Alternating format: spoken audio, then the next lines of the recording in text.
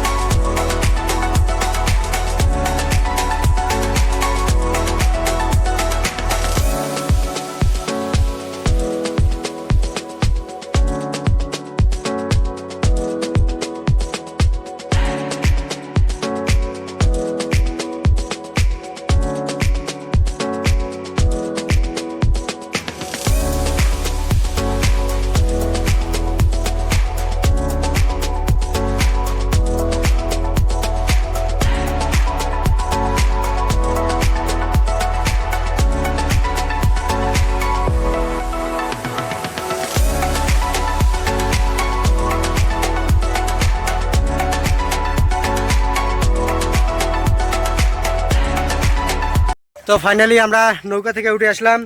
মদন এদিকে, নৌকা থেকে উঠে আসলাম। তো এখন আমাদের বন্ধুদের এক্সপিরিয়েন্স বলবে, এরা কেমন লাগলো তোমাদের? খুব সুন্দর। হ্যাঁ, কৌশিক এদিকে হাই করে দে। খুবই ভালো। আরে এতে শহরের ছেলে, হ্যাঁ, শহরের ছেলে এগুলো খুব বোঝে না অতটা, কিন্তু আচ্ছা। তো তোমাদের ভিডিওটা কেমন লাগলো কমেন্ট করে জানাও। আর এরকম ভিডিও, প্রাকৃতিক সৌন্দর্যের ভিডিও পেতে যদি উঠতে চাও, হ্যাঁ, তোমরা যদি উঠতে চাও আমাদেরকে আসবে। এখানে পার্ক আসবে। পার্কের লোকেশন হচ্ছে কোচবিহারের যে ফাঁসির ঘাট আছে, কোচবিহারের শহরের উল্টো দিকে আর কি, মানে নদীর এই সাইডে। তো তোমরা আমাদেরকে যোগাযোগ করতে পারো। আমরা খুব নৌকা চালাই, আমরা টাকা নেই না, আবার যদি ফ্রিতে তোমাদেরকে চারিদিকের মনোরম পরিবেশটা উপভোগ করার জন্য আমরা আমন্ত্রণ জানাচ্ছি। গৌতম এখানে আছে। তো ভিডিওটা কেমন লাগলো কমেন্ট করে জানাবেন অবশ্যই। দেখা হচ্ছে নেক্সট ভিডিওতে।